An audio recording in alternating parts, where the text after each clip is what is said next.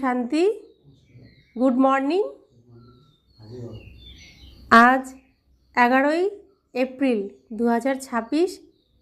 অব্যক্ত বাপদাদার মধুর মহাবাক্য শুনছি আমরা। বাপদাদা বলছেন, অন্তর্মুখী বাচ্চারা, জ্ঞানরূপ অবস্থাতে থেকে এই মহাবাক্যগুলিকে ধারণ করো। কি জ্ঞান আমাদের মধ্যে থাকতে হবে? কোন জ্ঞানরূপ অবস্থাতে থেকে আমাদের এই মহাবাক্য শুনতে হবে? আমি আত্মা। এই জ্ঞানে থেকে, আমি আত্মা, এটা তো জ্ঞান এসেছে না? এই জ্ঞান অবস্থাতে থেকে এই মহাবাক্যগুলিকে ধারণ করতে হবে। তখনই নিজের এবং অন্য আত্মাদের কল্যাণ করতে পারবে। প্রত্যেক পুরুষার্থী বাচ্চাকে প্রথমে অবশ্যই অন্তর্মুখী অবস্থা ধারণ করতে হবে।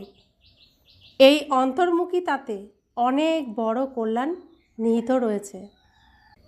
এই অবস্থাতে থেকেই অবিচল, স্থির, ধৈর্যবৎ, নির্মাণচিত্ত ইত্যাদি দৈবী গুণগুলির ধারণা হতে পারে তথা সম্পূর্ণ জ্ঞানময় অবস্থা প্রাপ্ত হওয়া সম্ভব। অন্তর্মুখী না হওয়ার কারণে সেই সম্পূর্ণ জ্ঞানরূপ অবস্থা প্রাপ্ত হয় না। কেননা যে মহাবাক্য সম্মুখে বসে শোনা হয় তাকে যদি গভীরতায় প্রবেশ করে গ্রহণ না করে, কেবল এই মহাবাক্যগুলি শুনে রিপিট করে দেয়, তবে সেই মহাবাক্য বাক্য হয়েই রয়ে যায়। জ্ঞানরূপ অবস্থায় থেকে যে মহাবাক্য না শোনা হয়, তবে সেই মহাবাক্যগুলির উপরে মায়ার ছায়া পড়ে যায়। এখন এইরূপ মায়ার অশুদ্ধ ভাইব্রেশন ভরা মহাবাক্য শুনে তা রিপিট করলে নিজের প্রতি তো বটেই, অন্যদেরও অকল্যাণ হয়ে যায়। সেই জন্য হে বাচ্চারা, তোমরা অন্তর্মুখী হয়ে যাও। তোমাদের এই মন হলো মন্দির সদৃশ্য। মন্দির থেকে যেমন সর্বদা সুগন্ধ আসে, তেমনি মন মন্দির যখন পবিত্র হয় তখন সংকল্পও পবিত্র ইমার্জ হয়। মন্দিরে যেমন পবিত্র দেবী দেবতার চিত্রই রাখা হয়, নাকি দৈত্যদের, তেমনি তোমরা বাচ্চারা তোমাদের মন বা হৃদয়রূপী মন্দিরকে সর্ব ঈশ্বরীয় গুণের মূর্তিতে সাজিয়ে দাও। সেই গুণ হলো নির্মোহ, নির্লোভ, নির্ভয়, ধৈর্যবৎ, নিরহংকার ইত্যাদি। এগুলো হচ্ছে দৈবী গুণ। কেননা এইসব তোমাদেরই দিব্য লক্ষণ। বাচ্চারা, তোমাদের মন মন্দিরকে উজ্জ্বল অর্থাৎ সম্পূর্ণ শুদ্ধ বানাতে হবে। মন মন্দির যখন শুদ্ধ বা উজ্জ্বল হবে, তখনই নিজের উজ্জ্বল প্রিয় বৈকুণ্ঠ দেশে যেতে পারবে। তাই এখন নিজের মনকে উজ্জ্বল বানানোর প্রচেষ্টা করতে হবে তথা মন সহ বিকারী কর্মেন্দ্রিয়কে বশ করতে হবে। কিন্তু তা কেবল নিজের নয়, অন্যের প্রতিও এই দিব্য সেবা করতে হবে। বাস্তবে সার্ভিসের অর্থ হলো অত্যন্ত সূক্ষ্ম এবং মিহি। এমন নয় যে কারোর ভুল দেখে কেবলমাত্র সাবধান করা, সেবা শুধু এই পর্যন্তই, তা কিন্তু নয়। বরং সূক্ষ্মভাবে তাদেরকে নিজের যোগের শক্তি পৌঁছে দিয়ে তাদের অশুদ্ধ সংকল্প ভস্ম করে দিতে হবে। এটাই হলো সর্বোত্তম প্রকৃত সেবা। আর এর সাথে সাথে নিজের প্রতিও মনোযোগ দিতে হবে। কেবলমাত্র বাণী বা কর্ম পর্যন্তই নয়। মনেও যদি কোনো অশুদ্ধ সংকল্পের উৎপত্তি হয়, তাহলে সেই ভাইব্রেশন অন্যদের কাছে গিয়ে সূক্ষ্মভাবেও তাদের অকল্যাণ করে, যার বোঝা নিজের উপর আসে, আর সেই বোঝাই বন্ধনে পরিণত হয়। তাই হে বাচ্চারা, তোমরা সাবধান থাকো আর অন্যদের প্রতিও এমন দিব্য সেবা করো। এটাই হলো তোমাদের মতো সেবাধারী বাচ্চাদের অলৌকিক কর্তব্য। এমন সেবা যারা করে তাদের তখন নিজের প্রতি কোনো পৃথক সেবা করতে হয় না। মনে করো, যদি কখনো কোনো ভুল অসাবধানতা বশত হয়েও যায়, তাহলে তাকে নিজের বুদ্ধিযোগের বলের দ্বারা চিরকালের জন্য ঠিক করে দিতে হবে। এমন তীব্র পুরুষার্থী সামান্য ইশারা পেলেই শীঘ্রই তা অনুভব করে পরিবর্তন করে নেয় আর ভবিষ্যতের জন্য খুব ভালোভাবে অ্যাটেনশন রেখে চলে। সেটাই হলো বিশাল বুদ্ধি বাচ্চাদের কর্তব্য। হে আমার প্রাণেরা, পরমাত্মার দ্বারা রচিত এই অবিনাশী জ্ঞানযজ্ঞের প্রতি নিজের তন, মন এবং ধনকে সম্পূর্ণভাবে সাহা করার রহস্য অতি মিহি, অতি সূক্ষ্ম।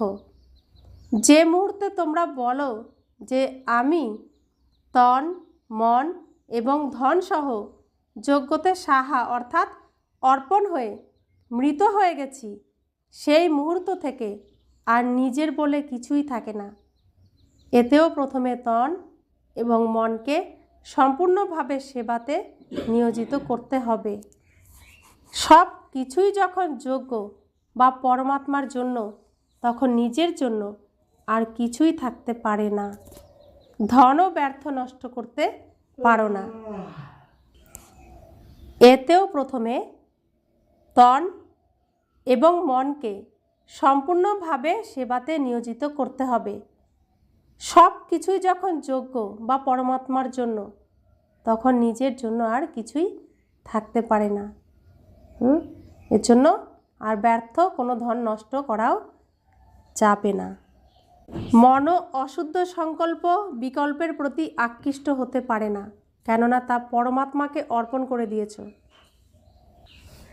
এখন পরমাত্মা তো হলোই শুদ্ধ শান্ত স্বরূপ। এই কারণে অশুদ্ধ সংকল্প শীঘ্রই শান্ত হয়ে যায়। মন যদি মায়ার হাতে সমর্পণ করে দাও, মায়ার বিভিন্ন রূপ থাকার কারণে অনেক প্রকারের বিকল্প উৎপন্ন করিয়ে মনরূপী ঘোড়ায় সওয়ার হয়ে যায়। এখনও যদি কোনো বাচ্চার সংকল্প বা বিকল্প আসে, তাহলে বোঝা উচিত যে এখনও পর্যন্ত মন পূর্ণত সাহা হয়নি, অর্থাৎ ঈশ্বরীয় মন তৈরি হয়নি। তাই হে সর্বত্যাগী বাচ্চারা, এই গুহ্য রহস্যকে বুঝে কর্ম করাকালীন সাক্ষী হয়ে নিজেকে দেখে খুব সাবধানতার সাথে চলতে হবে।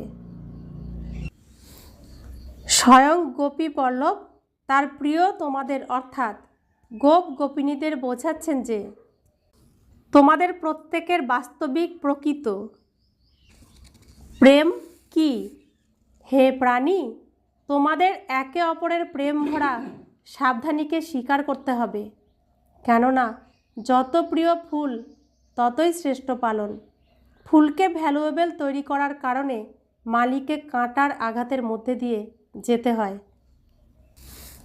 তেমনি তোমাদেরকেও যখন সাবধান করে, তখন বুঝতে হবে যে সে আমার পালনা করছে, সে আমার পালনা করেছে, অর্থাৎ আমার সার্ভিস করেছে। সেই প্রতিপালনের বা সার্ভিসের রিগার্ড দিতে হয়। এটাই হলো সম্পূর্ণ হওয়ার যুক্তি। এটাই হলো জ্ঞানসহ প্রকৃত আন্তরিক প্রেম। এই দিব্য প্রেমে একে অপরের প্রতি অত্যন্ত রিগার্ড থাকা প্রয়োজন। এই দিব্য প্রেমে একে অপরের প্রতি অত্যন্ত রিগার্ড থাকা প্রয়োজন। প্রতিটি বিষয়ে প্রথমে নিজেকে সাবধান করতে হবে। এটাই হলো নির্মাণচিত্ত অতি মধুর অবস্থা। এমন প্রেমপূর্বক চললে তোমাদের এখানেই সত্যযুগের তুল্য সুন্দর দিনের আন্তরিক অনুভব হবে। ওখানে তো এই প্রেম স্বাভাবিকভাবে থাকে, কিন্তু সঙ্গমের এই অত্যন্ত সুইটেস্ট সময়ে একে অপরের জন্য সেবা করার এ হলো অতি মিষ্টি রমণীয় প্রেম। এই শুদ্ধ প্রেমের মহিমাই জগতে করা হয়েছে। তোমাদের মতো প্রত্যেক চৈতন্য ফুলেদের সর্বদা প্রফুল্লিত, আনন্দ, হর্ষিত মুখ থাকা চাই, কেননা নিশ্চয় বুদ্ধি হওয়ার কারণে তোমাদের শিরায় উপশিরায় সম্পূর্ণ ঈশ্বরীয় শক্তি মিশে রয়েছে। এমন আকর্ষণ শক্তির দিব্য চমৎকার রূপের অবশ্যই বহিঃপ্রকাশ ঘটিয়ে থাকে। ছোট নির্দোষ বাচ্চা যেমন শুদ্ধ পবিত্র হওয়ার কারণে সর্বদা হাসতে থাকে আর নিজের সুন্দর চরিত্রের জন্য সবাইকে আকর্ষণ করে, তেমনি তোমাদের প্রত্যেকেরই এমন ঈশ্বরীয় সুন্দর জীবন হওয়া উচিত। এর জন্য তোমাদের যে কোনো উপায়েই নিজের আসরিক স্বভাবের উপর জয় প্রাপ্ত করতে হবে। কাউকে যখন দেখবে যে এ ক্রোধ বিকারের বশীভূত হয়ে আমার সামনে এসেছে, তখন তার সামনে জ্ঞানরূপ হয়ে শিশুসুলভ মিষ্টি রীতির সঙ্গে হাসতে থাকো। তখন সে নিজে থেকেই শান্তচিত্ত হয়ে যাবে, অর্থাৎ বিস্মৃতি স্বরূপ থেকে স্মৃতিস্বরূপে এসে যাবে। যদিও সে বুঝতেও না পারে, কিন্তু তোমরা সূক্ষ্ম রীতিতে তাদেরকে জয় করে মালিক হয়ে যাও। এই হলো মালিক আর বালক ভাবের সর্বোচ্চ শিরোমণি বিধি। ঈশ্বর যেমন সম্পূর্ণ জ্ঞান রূপ, তেমনই সম্পূর্ণ প্রেম রূপও। ঈশ্বরের মধ্যে দুই গুণই বিলীন হয়ে আছে, তবুও প্রথম হলো জ্ঞান আর দ্বিতীয় প্রেম। কেউ যদি প্রথমে জ্ঞানরূপ না হয়ে কেবল প্রেমরূপ হয়ে যায়, তাহলে সেই প্রেম অশুদ্ধ খাতায় নিয়ে যায়। তাই প্রেমকে মার্জ করে প্রথমে জ্ঞানরূপ হয়ে তারপর ভিন্ন ভিন্ন রূপে আশা মায়াকে জয় করে পরে প্রেমরূপ হতে হবে। জ্ঞান ছাড়া যদি প্রেমে আসো, তাহলে কোথাও বিচলিতও হয়ে যাবে। যেমন কেউ জ্ঞানরূপ হওয়া ছাড়া ধ্যানে যায়, তখন কোনো বার মায়াতে আটকে যায়। তাই বাবা বলেন, হে বাচ্চারা, এই ধ্যানও এক সুতোর শৃঙ্খল, কিন্তু জ্ঞানরূপ হয়ে পরে ধ্যান করলে অতি আনন্দের অনুভব হয়। তাই প্রথমে হলো জ্ঞান, তারপর ধ্যান। ধ্যানিষ্ঠ অবস্থা থেকে জ্ঞানিষ্ঠ অবস্থা শ্রেষ্ঠ। তাই হে বাচ্চারা, প্রথমে জ্ঞানরূপ হয়ে তারপর প্রেম ইমার্জ করতে হবে। জ্ঞান ছাড়া প্রেম এই পুরুষার্থী জীবনে বিঘ্ন সৃষ্টি করে। সাক্ষী ভাবের অবস্থা অতি মিষ্টি, রমণীয় এবং সুন্দর। এই অবস্থার উপরেই ভবিষ্যৎ জীবনের সব কিছুই নির্ভর করে। যেমন কারোর কাছে যদি কোনো শারীরিক ভোগ আসে, সে সময় যদি সে সাক্ষী সুখস্বরূপ অবস্থায় উপস্থিত থেকে তা ভোগ করে, তাহলে অতীত কর্মের ভোগকেও শোধ করতে পারে। এর সাথে সাথে ভবিষ্যতের জন্য সুখের হিসাব তৈরি করে। তাই এই সাক্ষীভাবের সুখস্বরূপ অবস্থা অতীত এবং ভবিষ্যৎ এই দুয়েরই যোগ রাখে। তাই এই রহস্যকে বুঝতে পারলে কেউই এমন বলবে না যে আমার এই সুন্দর সময় কেবল শোধ করাতেই চলে গেল। তা নয়, এই সুন্দর সময় হলো পুরুষার্থের সময়, যেই সময় দুই কার্যই সম্পূর্ণ রীতিতে সিদ্ধ হয়। এমন দুই কার্যকে সিদ্ধ করা পুরুষার্থী সুখ আর আনন্দের অনুভবে থাকে। বাচ্চারা, ভ্যারাইটি এই বিরাট ড্রামার প্রতিটি বিষয়ে তোমাদের সম্পূর্ণ নিশ্চিত থাকা উচিত, কেননা এই বানানো ড্রামা সম্পূর্ণ বিশ্বাসযোগ্য। দেখো, এই ড্রামা প্রত্যেক জীব প্রাণীর থেকে তার পার্ট সম্পূর্ণভাবে করিয়ে নেয়। যদিও কেউ ভুল হয়, তাও সেই ভুল পার্টও পূর্ণ রীতিতে করে, এও ড্রামাতে নির্ধারিত রয়েছে। যখন ভুল এবং ঠিক দুই প্ল্যানে নির্ধারিত, তখন কোনো বিষয়ে সংশয় আসা এ কোনো জ্ঞান নয়, কেননা প্রত্যেক অ্যাক্টার্স তাদের নিজের অ্যাক্ট করে চলেছে। বায়োস্কোপে যেমন অনেক ভিন্ন ভিন্ন নাম রূপধারী অ্যাক্টর নিজের অ্যাক্ট করে, তাই তাদের কারোর প্রতি ঘৃণা বা কাউকে দেখে আনন্দিত হলে এমন হয় না। এটা জানা থাকে যে এ এক খেলা, যাতে প্রত্যেকেই নিজের ভালো বা মন্দ পার্ট পেয়েছে। তেমনি এই অনাদি বানানো বায়োস্কোপকেও সাক্ষী হয়ে একরস অবস্থায় হর্ষিত মুখ হয়ে দেখতে হবে। সংগঠনে এই পয়েন্ট খুব ভালোভাবে ধারণ করতে হবে। একে অপরকে ঈশ্বরীয় রূপে দেখতে হবে। অনুভবের জ্ঞানে সর্ব ঈশ্বরীয় গুণের ধারণা করতে হবে। নিজের লক্ষ্য স্বরূপের স্মৃতিতে শান্তচিত্ত, নির্মাণচিত্ত, ধৈর্যবৎ, মিষ্টতাপূর্ণ, শীতলতা ইত্যাদি সর্বদৈবী গুণ ইমার্জ করতে হবে। ধৈর্যবৎ অবস্থা ধারণ করার মুখ্য ফাউন্ডেশন হলো ওয়েট অ্যান্ড সি, অপেক্ষা করো এবং দেখতে থাকো। হে আমার প্রিয় বাচ্চারা, ওয়েট অর্থাৎ ধৈর্য ধরা, সি অর্থাৎ দেখা। ধৈর্য ধরে দেখো, নিজের হৃদয়ের গভীরে প্রথমে ধৈর্যবৎ গুণ ধারণ করে তারপর বাইরে থেকে এই বিরাট ড্রামাকে সাক্ষী হয়ে দেখতে হবে। যতক্ষণ না কোনো রহস্য শোনার সময় নিকটে আসে ততক্ষণ এই ধৈর্যের গুণ ধারণ করতে হবে। সময় আসলে সেই ধৈর্যতার গুণের সঙ্গে রহস্য শুনলে কখনোই বিচলিত হবে না। তাই হে পুরুষার্থী প্রাণী, তিষ্ঠ আর সামনে এগিয়ে রহস্য দেখতে থাকো। এই ধৈর্যবৎ অবস্থার দ্বারা সমস্ত কর্তব্য সম্পূর্ণরূপে সিদ্ধ সফল হয়। এই গুণ নিশ্চয়ের সাথে যুক্ত হয়ে আছে। এমন নিশ্চয় বুদ্ধি সাক্ষীদ্রষ্টা হয়ে প্রতিটি খেলাকে আনন্দিত চেহারায় দেখে আন্তরিক ধৈর্য এবং অটল চিত্ত থাকে। এই হলো জ্ঞানের পরিপক্ক অবস্থা, যা অন্তিমে সম্পূর্ণতার সময় প্রত্যক্ষভাবে থাকে। তাই দীর্ঘ সময় ধরে এই সাক্ষীভাবের অবস্থায় স্থির থাকার পরিশ্রম করতে হবে।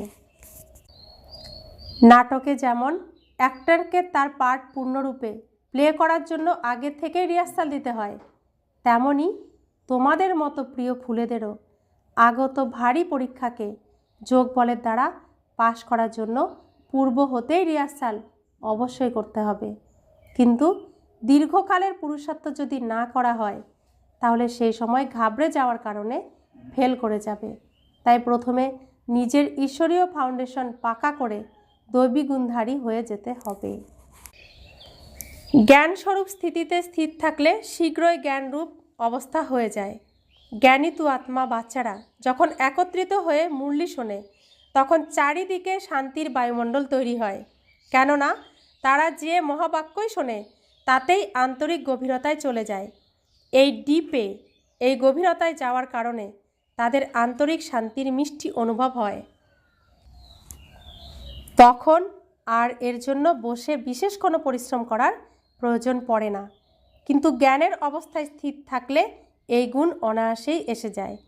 বাচ্চারা, তোমরা যখন ভোরবেলা উঠে একান্তে বসো তখন শুদ্ধ বিচাররূপী ঢেউ উৎপন্ন হয়। সে সময় খুবই উপরাম ঊর্ধ্ব অবস্থার প্রয়োজন। এরপর নিজে শুদ্ধ সংকল্পে স্থিত হলে অন্য সব সংকল্প নিজে থেকেই শান্ত হয়ে যাবে আর মন দৃঢ়চেতা হয়ে যাবে। কেননা মনকে বশ করার জন্য কোনো শক্তির তো অবশ্যই প্রয়োজন। তাই প্রথমে নিজের লক্ষ্য স্বরূপের শুদ্ধ সংকল্প ধারণ করো। আন্তরিক বুদ্ধিযোগ যখন উচিত মতো হবে তখন শীঘ্রই তোমাদের নিঃসংকল্প অবস্থা হয়ে যাবে। আন্তরিক বুদ্ধিযোগ যখন উচিত মতো হবে অর্থাৎ আমার মন বাবার সমান হয়ে যাবে, শুদ্ধ সংকল্প থাকবে সকলের প্রতি। বাবা যেমন সবসময় আমরা মিষ্টি নই তবুও মিষ্টি বলেন, আমরা রাজঋষি নই তবুও রাজঋষি বলেন, জ্ঞান জ্ঞানেশ্বরী বলেন, ভগবান ভগবতীও বলে দেন বাবা। তো সংকল্প রাখেন আমাদের জন্য শুদ্ধ, তবে তো আমরা হচ্ছি তার শক্তির দ্বারা। তো আমরাও বাবার শক্তিতে, বাবার জ্ঞানে, বাবার প্রেমে, বাবার স্নেহে, বাবার আদরে, সেরকম বাবা যেমন আমাদের ছোট শিশু ভাবছেন সেই ছোট শিশুর মতো মন যদি করি তবে আমরা শীঘ্রই নিঃসংকল্প অবস্থা প্রাপ্ত করব। ছোট বাচ্চাদের বকলেও ছোট বাচ্চারা কি মনে রাখে? মনে রাখে না। রাখে মনে? তো ছোট বাচ্চারা কি করে, যতই বকুক, বকলে আরও বেশি করে গিয়ে মা মা করে চিৎকার করে না, আদর করে, গিয়ে জড়িয়ে ধরে। আমাদের মধ্যে সেই আচরণগুলো আসতে হবে, শিশু সুলভ আচরণ। अच्छा, मीठे मीठे सिखिले दे बच्चों प्रति माता पिता बाप दादा का याद प्यार और गुड मॉर्निंग। रूहानी बाप की रूहानी बच्चों को नमस्ते। हम रूहानी बच्चों की रूहानी माता पिता बाप दादा को याद प्यार, गुड मॉर्निंग और नमस्ते नमस्ते नमस्ते। शुक्रिया बाबा, शुक्रिया बाबा, शुक्रिया। धारणार जन्य मुख्य सार। प्रथम धारणा, निजेर लक्ष्य स्वरूपेर स्मृतिर द्वारा शान्तचित्त, निर्माणचित्त, धैर्यबोध, मिष्टतापूर्ण, शीतलता इत्यादि सर्वदैवी गुण धारण करते हबे। द्वितीय धारणा, निश्चय बुद्धि साक्षीद्रष्टा हुए आनंदित चेहराय এই খেলাকে দেখে আন্তরিক ধৈর্য এবং অটল চিত্ত থাকতে হবে। দীর্ঘ সময়কাল ধরে এই সাক্ষীভাবের অবস্থায় স্থির থাকার পরিশ্রম করতে হবে। বরদান, একটাই রাস্তা এবং একের সাথেই রিস্তা অর্থাৎ সম্পর্ক রেখে চলা সম্পূর্ণ ফরিস্তা ভব। রাস্তা তো এটাই, রিস্তাও এক ভগবান আমার বাবার সাথে, তাই না? তো একে আসতে হবে। গাছের কাণ্ড আছে, ডালপালা আছে, ফুল ফল আছে, সব কিছু আছে, কিন্তু বীজ একটাই হয়। এখন গাছের পাতা ঝরার সময়, গাছ শুকিয়ে যাওয়ার সময়, এখন বীজ লাগানোর সময়, তাই নিজেকেও বীজরূপে, আত্মারূপে, আর আমার পিতাও বীজরূপ, এই বীজরূপে তাকে স্মরণ করতে হবে। তবেই আবার এই চারা হবে, আবার ডালপালা হবে, আবার সব কিছু হবে যা আমরা পার করে এসেছি। তাই এখন এই একটাই রাস্তা আর একের সাথেই রিস্তা রাখতে হবে। নিরাকার বা সাকার যে কোনো রূপে যদি বুদ্ধির সংযোগ বা সম্পর্ক এক বাবার সঙ্গে দৃঢ় হয়, তাহলে ফরিস্তা হয়ে যাবে। যার সব সম্পর্ক একের সঙ্গেই যুক্ত, সেই হলো সর্বদা ফরিস্তা। যেমন সরকার রাস্তায় বোর্ড লাগিয়ে দেয়, এই রাস্তা বন্ধ, তেমনি সব রাস্তা অন্যদিক ব্লক করে দিলে বুদ্ধির বিভ্রান্ত হয়ে ঘুরে বেড়ানো বন্ধ হয়ে যাবে। বাপদাদার এটাই ফরমান, প্রথমে রাস্তা বন্ধ করো, এর ফলে সহজেই ফরিস্তা হয়ে যাবে। স্লোগান: সদা সেবার উৎসাহ উদ্দীপনায় থাকা, এটাই হলো মায়ার থেকে সেফটির সাধন। অব্যক্ত ইশারা: মহান হওয়ার জন্য মধুরতা আর নম্রতার গুণ ধারণ করো। তোমাদের বলা কথা আর স্বরূপ দুটোই একসাথে হবে। কথা স্পষ্টও হবে, তাতে স্নেহও থাকবে, নম্রতা ও মাধুর্যও থাকবে, সত্যতাও থাকবে, স্বরূপের নম্রতাও থাকবে। এইভাবেই বাবাকে প্রত্যক্ষ করতে পারবে। নির্ভীক হও, কিন্তু কথা যেন মর্যাদার থাকে, মর্যাদার মধ্যে থাকে।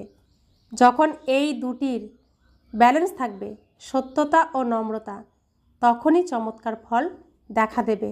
তখন তোমাদের বলা শব্দ কড়া নয়, বরং মধুর মনে হবে। ওম শান্তি।